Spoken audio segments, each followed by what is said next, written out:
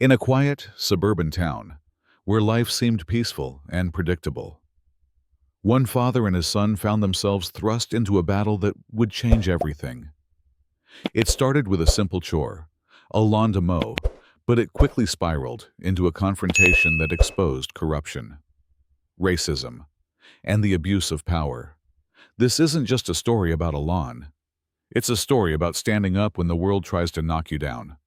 Join us as we dive into a tale of justice, community, and the fight to protect what's right. This is Marcus Ellison's story. Marcus Ellison had lived a quiet life in Cedar Bluff, Missouri for years.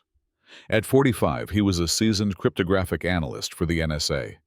And while his job was complex, his days at home were marked by routine, peaceful mornings, weekends filled with family moments, and the occasional backyard barbecue. The Ellison family was well known, but not well connected in the town. They lived quietly, respected their neighbors, and maintained a sense of privacy in a small suburban community. But all of that would change on one fateful Saturday morning. It was a sunny morning in late spring. Marcus was in his home office, reviewing satellite reports, preparing for his upcoming work week. His 16-year-old son, Darius, was out front mowing the lawn, a chore he often complained about, but one that came with the promise of a milkshake and a little extra allowance. Life was simple, almost too simple. Then the shouting began. Marcus looked up from his computer and saw Darius standing frozen next to the lawnmower, looking at something or someone with a look of pure confusion. The air was thick with tension. Marcus stood up and walked toward the window. Standing in their front yard was Patricia Bolton, their new neighbor, who had just moved in 2 months ago. She was red-faced, shouting at Darius. Beside her was her husband, Officer Greg Bolton, an off-duty cop known for his intimidating presence and aggressive behavior. Marcus walked outside, quickly closing the gap between himself and his son. He immediately sensed that something wasn't right. Patricia was hurling accusations at Darius, calling him a trespasser on his own property. "He's stealing our lawn," she yelled. Marcus was stunned. He had lived here for 8 years. His house, his yard, his family's home. This was their turf, their space. And yet Patricia Bolton was treating his son like an outsider. But what really set Marcus on edge was the sight of Officer Greg Bolton standing next to her, his hand casually resting on the handle of his gun. "Is there a problem?" Marcus asked, his voice calm but firm, trying to understand the situation. Patricia glared at him. "Never seen him before.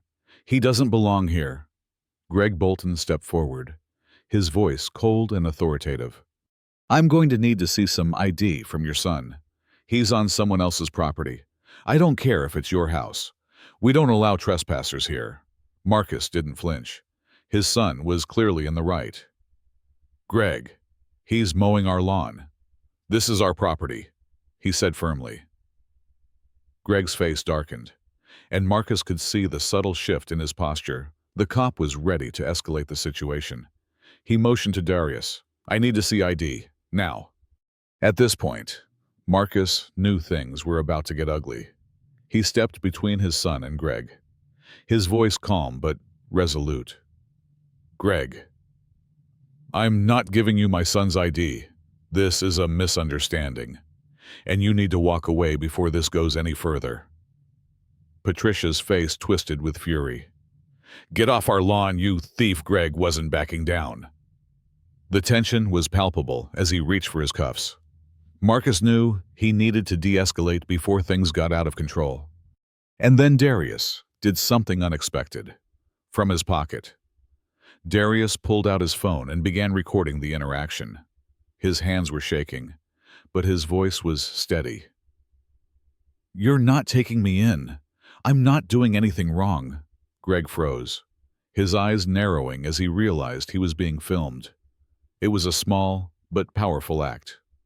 Marcus knew this was more than just a teenager standing up for himself. It was a moment that could change everything. Marcus, sensing the opportunity to make a stand, did something that might have seemed a little unusual, but in that moment, It made perfect sense. He pulled out his NSA ID and flashed it in front of Greg's face.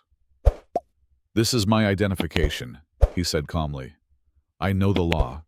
You're in the wrong here." Greg took a step back, clearly rattled by the revelation. He had hoped to intimidate Marcus, but he wasn't expecting a federal agent to stand in his way. "You think you can just pull rank?" Greg sneered, but his voice faltered. "I think you should walk away." "Greg," Marcus replied, "now." Greg didn't take his hand off his gun, but he didn't escalate either. After a few tense seconds, he reluctantly stepped back. Patricia stormed off, hurling one last racial slur as she left. Marcus wasn't done. He had already contacted Agent Laney Morris from the Department of Public Accountability, a federal oversight agent he trusted. He wasn't just going to let this slide. This wasn't just about a disagreement between neighbors. It was about the abuse of power, about systemic racism, and about standing up when it mattered most. By Monday morning, Laney had started a covert investigation into Officer Greg Bolton's behavior. She discovered that Greg had 17 civilian complaints filed against him over the years. The accusations were the same: racial profiling, excessive force, and intimidation. And yet, despite all the complaints, no disciplinary action had ever been taken against him. Why? Because Greg had connections, deep connections to the local police department, and they had been covering for him. But that wasn't all. Patricia Bolton, it turned out, had a history of discrimination. She had served as HOA president in her previous town in Georgia, and several civil suits against her had been quietly sealed. There were whispers of bribery, evidence tampering, and harassment. She wasn't just a racist. She was part of a larger, more dangerous system. Laney wasn't just concerned with Greg's conduct that day. She and Marcus dug deeper, finding connections between Patricia and a bribery ring involving local businesses, police officers, and corrupt politicians. It was far-reaching, deeply entrenched, and dangerous. It was a network built on fear and silence. The day the federal agents showed up at the Boltons' door, Marcus could hardly contain his satisfaction. Greg was placed on paid administrative leave, pending investigation. Patricia, seeing her world unraveling, tried calling in favors. But this time, no one was listening. Her web of lies and corruption was finally coming undone. Within a week, several officers had been fired. A sergeant, even a precinct captain, had been implicated. Greg, the man who had tried to intimidate his son, was gone. Patricia was exposed for the fraud and racist she was. And the most satisfying part, Laney was promoted to head a statewide anti-corruption unit. She had made a name for herself by taking down the corrupt system from the inside.